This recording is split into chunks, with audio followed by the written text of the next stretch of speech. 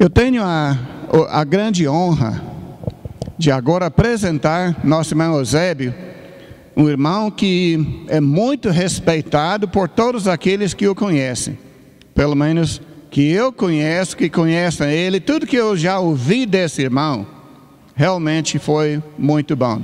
E a gente sabe que ele trabalhou durante alguns anos como pregador na congregação lá de Alipe de Melo. Depois, então, ele assumiu a responsabilidade de presbítero lá. Hoje, então, ele está na sua cidade natal, né, pregando a palavra lá em Jaboticatubas. Então, estamos apresentando aos irmãos alguém que conhece a palavra, conhece a Deus, é trabalhador no reino de Deus, alguém que já tem experiência na área. Que Deus te abençoe, irmão. Prega a palavra do Senhor.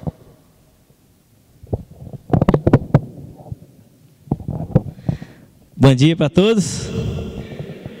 Que a graça e a paz do nosso bom Deus possa estar fluindo em cada coração nessa manhã, amém?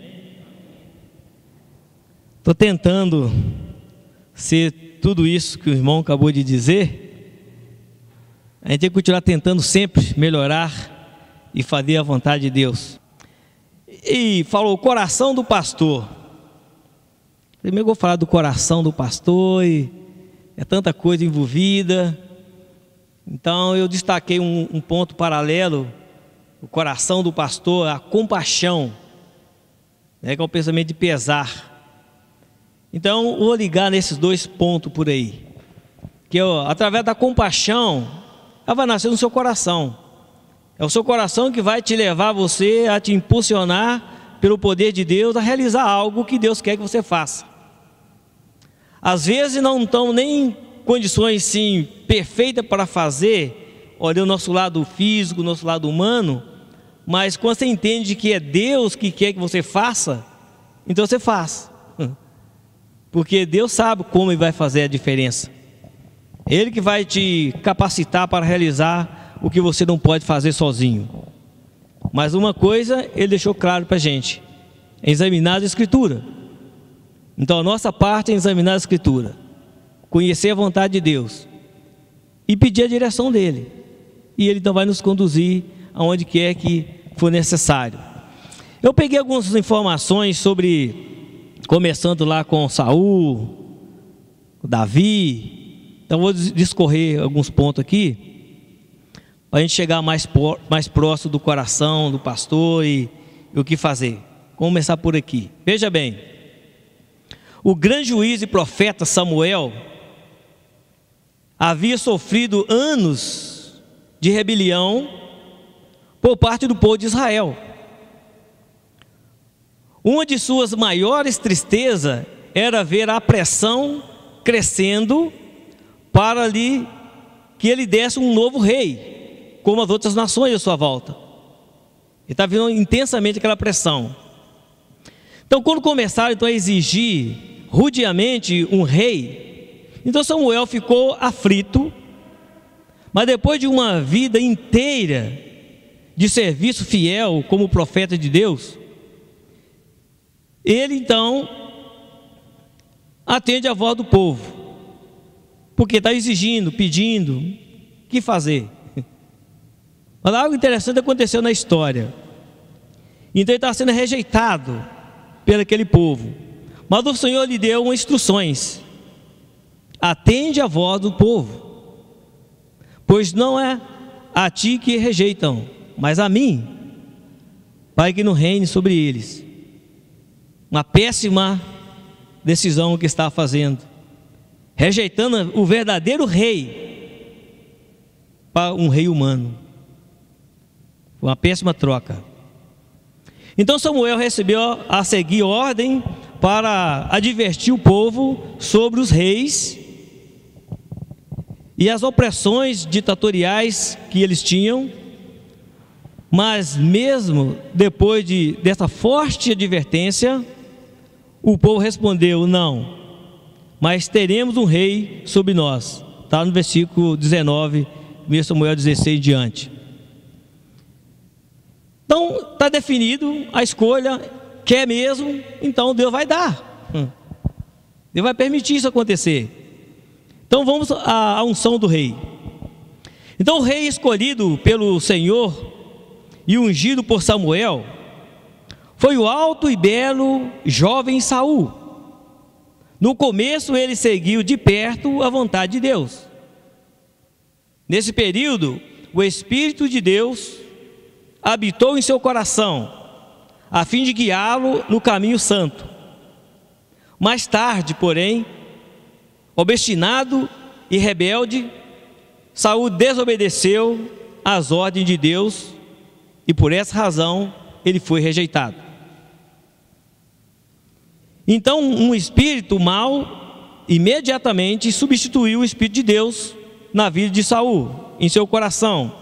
Então ele se tornou cada vez mais agitado, caindo vítima de depressão. Seus acessos de gênios imprevisíveis o levaram até mesmo a tentar assassinar o jovem músico da sua corte, o adversário imaginário Davi. Até então, está na imaginação dele, né? Então vamos ver o que vai acontecer.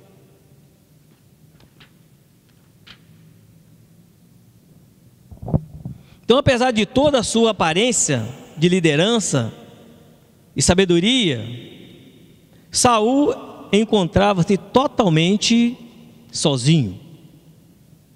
Enquanto isso, o Senhor então se preocupava em arranjar um sucessor. E em breve o Senhor então enviou Samuel para fazer nova unção. Ele deveria viajar então à cidade de Belém, onde viviam certos descendentes de Ruth e Boaz, um homem de nome Jessé e sua família. Quando ali chegasse, seria mostrado a Samuel, então, qual dentre os muitos filhos de Jessé havia sido então escolhido.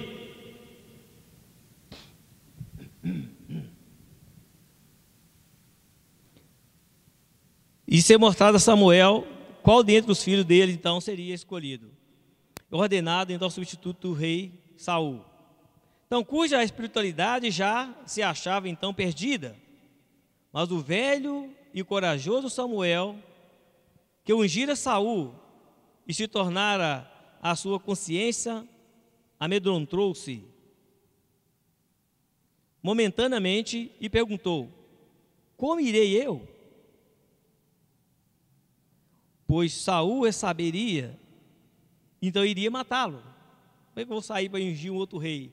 Ele cair na cabeça do Saul e vai decapitar, né? Vai matar ele. Mas isso não aconteceu porque Deus está no controle.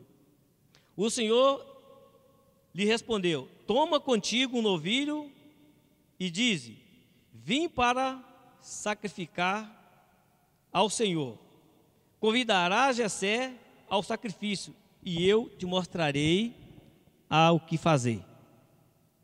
Então foi uma forma de Deus ajudar Samuel a não ser perseguido pelo Saul, sabendo que ele ia ungir um novo rei. É claro que não ia permitir isso. Então Deus então vai fazer um sacrifício ao Senhor e convida Jessé para participar, e então as coisas vão acontecer assim.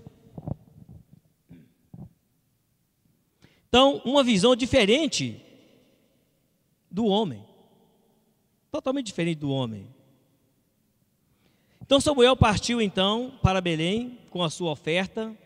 Jessé e seus filhos assistiram ao sacrifício e estes foram devidamente apresentados ao profeta. Quase podemos ver Samuel analisando cada um dos filhos de Jessé.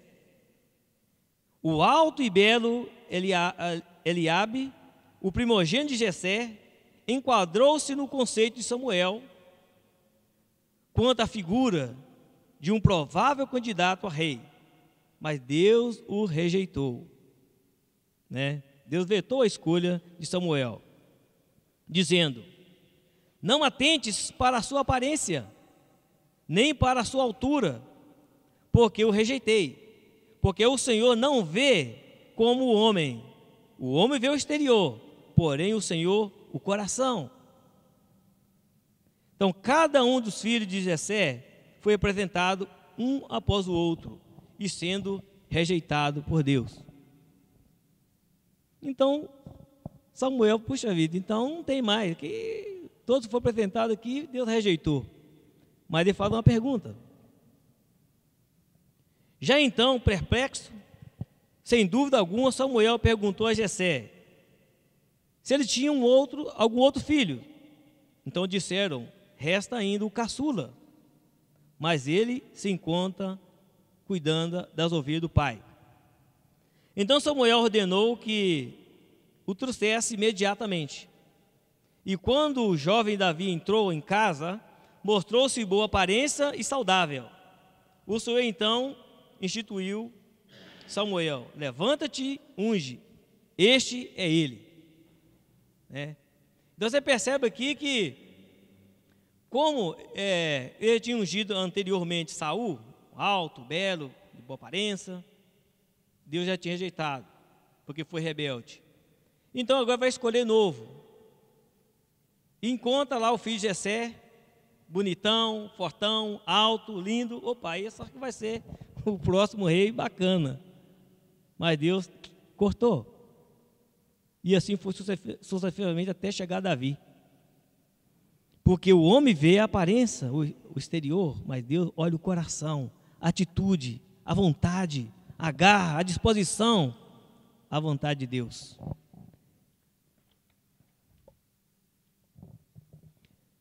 Então o rei mais notável de Israel foi Davi. O profeta então ungiu assim Davi, que recebeu o Espírito do Senhor, e a partir desse dia nós o conhecemos os resultados. Davi se tornou-se talvez o mais notável rei de Israel, especialmente no campo espiritual. E foi um dos ancestrais humanos mais nobres de Jesus, considerado na Bíblia como um tipo de Cristo. Então Samuel errou, como todos nós às vezes erramos, ao julgar pelas aparências apenas. A beleza não passa além da pele. Diz o ditado, mas quantas vezes nós baseamos nossos critérios nessa camada fina que cobre verdadeiramente a natureza do homem? Nós classificamos outros em nossa sociedade pela cor, pela pele, forma de olhar, altura, peso, cor do cabelo, modo de andar, tom de voz, roupas, vestes, recursos financeiros, números de diplomas adquiridos, as pessoas que conhecem um ao outro, novamente, olhando as coisas superficial. E quantas vezes lamentamos mais tarde essa decisão, essa precipitação, né? O coração do pastor está sempre aprendendo, sempre crescendo.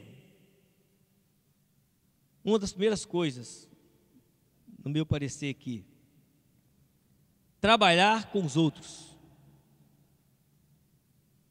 Baseado em 1 Timóteo 3, Tito 1,7, um presbítero tem que ser pacificador, cordato. Precisam aprender a trabalhar em equipe, em parceria com os outros irmãos. Aprenda a enxergar além das suas vontades o que é melhor para a congregação. Aprenda a distinguir entre questões de sã doutrina e questões de opiniões ou julgamento pessoal. Tem que fazer a distinção. Não pense que as coisas têm que ser feitas da maneira que você ou que eu acho, ou que eu goste. Aprenda a trabalhar com os outros e será bom para você e para a congregação.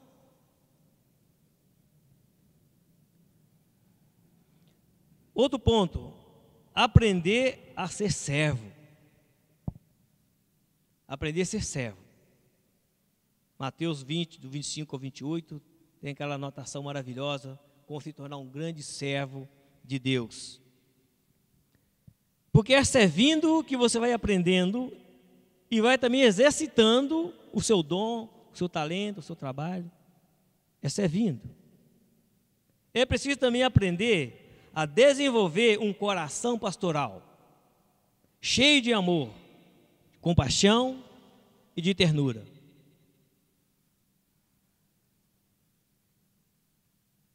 O presbítero significa ancião, não é uma referência meramente à idade, mas uma maturidade espiritual. A maturidade espiritual, que tem tudo a ver com tudo isso. Por exemplo, a palavra bispo, vou só passar algumas coisas breves assim. Em Atos 20, 28, é o episcopo, supervisor. Então ele é encarregado do trabalho local, Nós podemos fazer algum trabalho extra, um convite, servir e tal, mas o seu trabalho é local. Cuidar daquele grupo ali, aquele rebanho. O pastor, porém, refere-se ao presbítero de Atos 20, 28, 1 Pedro 5, 2, Efésios 4, 11, e expressa o que o presbítero faz. Aquele texto está dizendo exatamente o que nós devemos fazer com o presbítero, com o pastor, com o bispo, que é a mesma pessoa. Descreve o que fazer. Então, se você quer saber o que é um bom pastor, olhe para Jesus. Olhe para Jesus, que você vai identificar o bom pastor. E vai então ajudar aqueles servos que está lutando e está aproximando o máximo de Jesus. Que nós temos que ser parecidos com Jesus, a cada dia. Então olhe para Jesus. Tem aqui 1 Pedro 2, 25, 5, 4, Lucas 19, 10, João 10. O que Jesus veio? Buscar e salvar o perdido. Ligar o que está desligado. Curar os fracos, os doentes. Esse foi o trabalho de Jesus. Então é o nosso também. Nós vamos apenas repetir o trabalho de Jesus aqui na igreja. Ele veio na frente e fez para a gente ser modelo e fazer por ele. Se você quer conhecer também um mau pastor, leia Ezequiel 34, versículo 4. Você vai encontrar as razões de um mau pastor. Então os pastores de Israel deveriam ter se preocupado com a espiritualidade dos fracos, dos doentes, os quebrados, aqueles que haviam se desgarrado e se perdido. E eles não fizeram isso. E nisso que consiste ser um pastor de coração entregue a Deus, entregue à vontade de Deus,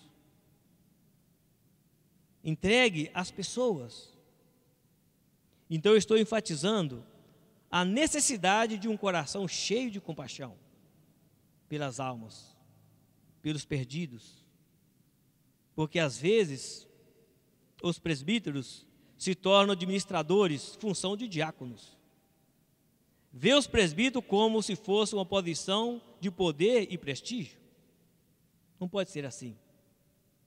O presbítero, de fato, precisa tomar decisões. E como temos que tomar decisões? É necessário. Temos que tomar decisões. Mas isso não é tudo o que eles têm que fazer. Se um bom presbítero tem o que fazer, ele tem muito a ver com pessoas. Nós lidamos com pessoas, não tem outro jeito. Alguém disse que se fosse liderar a igreja 100 pessoas seria excelente. Não tem nenhum problema. Mas só que nós lidamos com pessoas. Então o coração pastoral, ele está ligado diretamente à pessoa. E nas decisões que nós tomamos, às vezes, não vai agradar um, não vai agradar o outro, mas é necessária. E às vezes não sofrer pressões, questionamento, porque fizemos algo que na cabeça de outros não concordam, mas é necessário. para a vontade de Deus, aí é o ponto de sofrer pela causa de Cristo. Talvez ser rejeitado, ser cobrado, mas temos que fazer. É o papel que Deus nos deu. Por isso é muito importante fazer boas análises do que eu vou fazer, porque vai afetar pessoas. E algumas delas não vai ter como, vai ter que ser feito assim mesmo, mesmo que doa. Porque o presbítero, né, o pastor, o coração dele, ele está sintonizado para fazer o melhor possível diante de Deus, primeiramente, e para abençoar a irmandade. Então, geralmente, em alguns casos que a gente não é mal compreendido, a gente tem que suportar essa pressão, mas saiba que ele está fazendo o melhor para a igreja. Porque às vezes você está vendo até um certo ponto, mas ele está indo, olhando além. Ele está vendo lá longe, e às vezes nós estamos vendo bem pertinho. Então nós temos que ter esse equilíbrio de aceitar o que um presbítero diz, o que fala, ou o que pede, ou a decisão que ele toma. Porque ele sabe que primeiro ele não responder a Deus. Nós não vamos tomar nada para agradar a nós mesmos, mas para agradar a Deus. E até mesmo para proteger o rebanho, né? E esse amor leva ao ponto de, às vezes, você sofrer questões, sofrer pressões, por causa da sua função. Mas, por amor de Deus, eu estou lutando para isso. Eu creio que os demais também estão lutando para isso. Sofrer por Cristo é um privilégio glorioso, irmão. Né? É um privilégio glorioso sofrer por causa de Cristo, não por causa de outra coisa.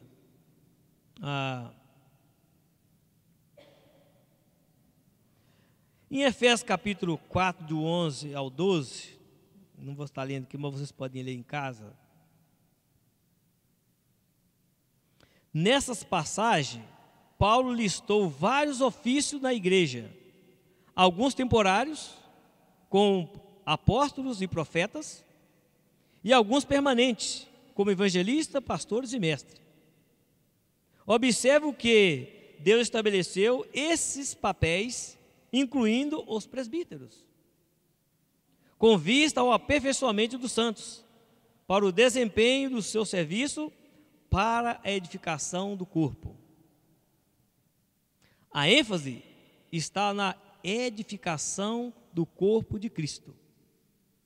Isso não é possível ser feito se não tiver um coração pastoral, cheio de amor, cheio de compaixão, cheio de ternura, cheio de dedicação. Se faltar isso, não vai conseguir fazer o trabalho do Senhor. O coração do pastor tem que estar focado a essas coisas. 1 Pedro também, 5, de 1 a 4, nos ensina o que lá: cuidar do rebanho, pastorear, guiar, guardar. Em Hebreus 3,17, eles zelam pelas vossas almas. O principal responsabilidade não é vigiar prédio ou propriedade, mas vigiar almas. Está vendo? Nós temos que vigiar almas, porque não prestar contas a Deus. Vela por vossas almas. Então o coração do pastor está pensando em você, está pensando no seu semelhante. Porque seria muito fácil ele sozinho dirigir, guiar você próprio, muito fácil. Mas quando diz que está velando pelas vossas almas, você vê que está com um compromisso com você. Ele tem um compromisso com a congregação. Então ele está fazendo o melhor que pode para ajudar você a crescer, a você ir para o céu. Se a gente virar as costas, as almas vão se perder, não é verdade? Mas é isso que Deus quer que nós façamos: vigiar almas. Motivação certa: servir espontaneamente de boa vontade. Maneira certa: sem constranger, sendo modelo do rebanho. A recompensa é a imarcessível coroa da glória. É essa que nós estamos aguardando, a coroa da glória em Cristo Jesus. Também em Filipenses 2, de 1 a 5, Jesus, sendo Deus, esvaziou, se tornou servo, identificou, humilhou, obedeceu, recebeu a morte de cruz. Mas logo após, ele foi exaltado no céu. Então nossa luta aqui também não é fácil, mas depois que terminar tudo isso, nós vamos estar na glória com Deus. Amém?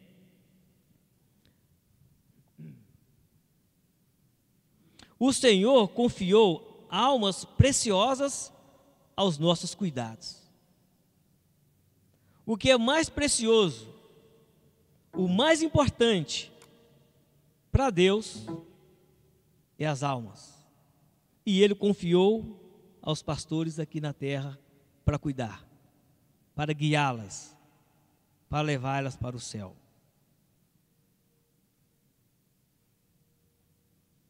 Precisamos então amá-las, cuidar delas e protegê-las como os pastores. Mas a aplicação também serve para toda a igreja, todos nós. E eu digo uma pergunta: onde estão os que possuem um coração pastoral?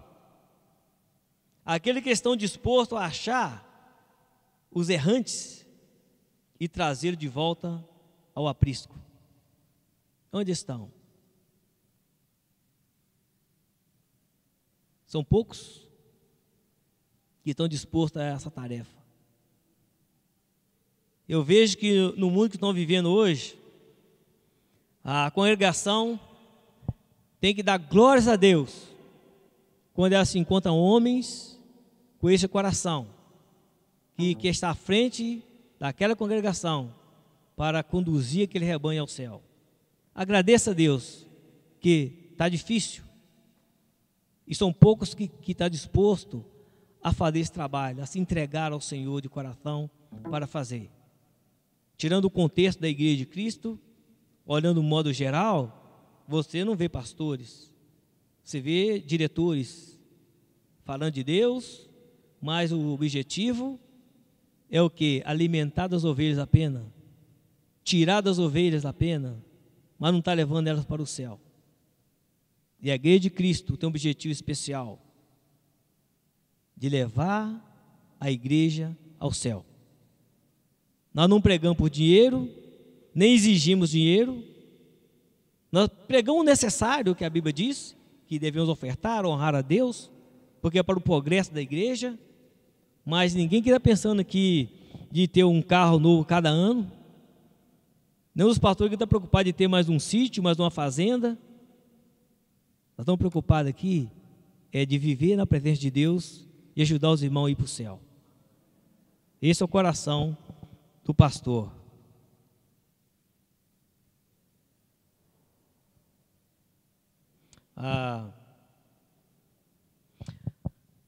Para pastorear de coração, como eu acabei de dizer, primeiramente é preciso amar a Deus. Amar a Deus de coração.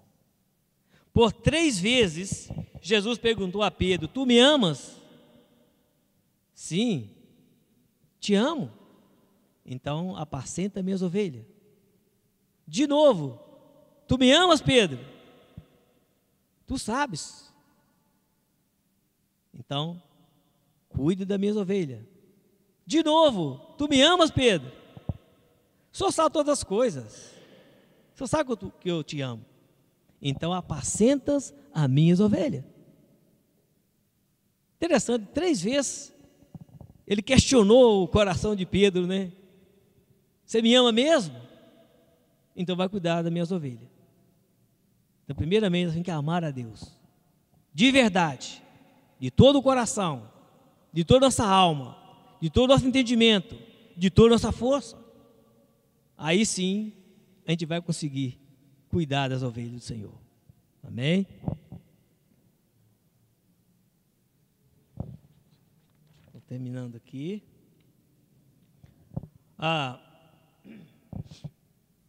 Jesus Cristo foi e sempre será o maior elemento de amor e de compaixão pelas almas.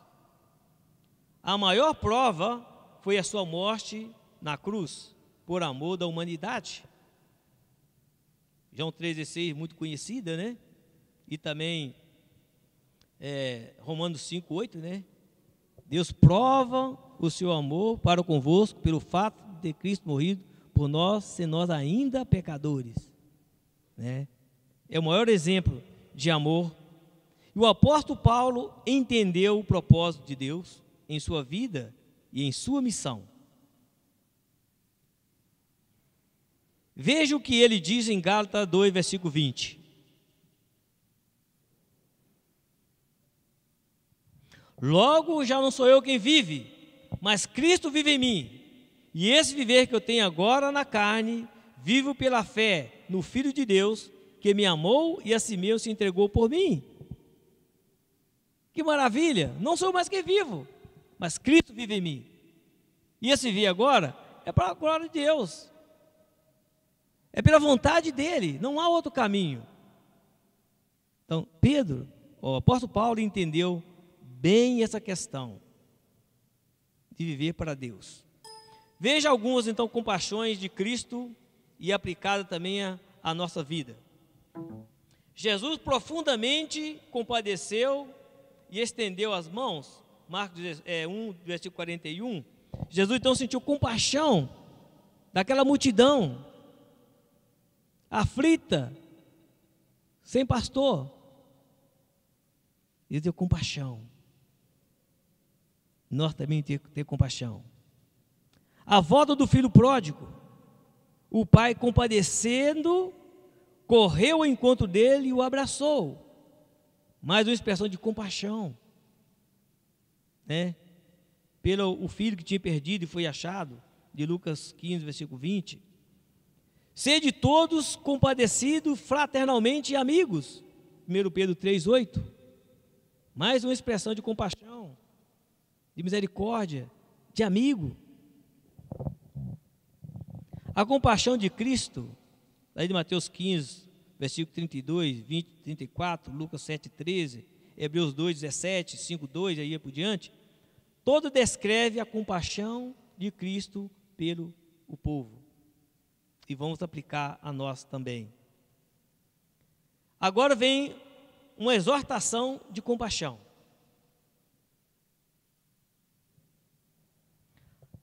A parábola do credor incompassivo, ele foi punido porque não exerceu a compaixão pelo seu devedor.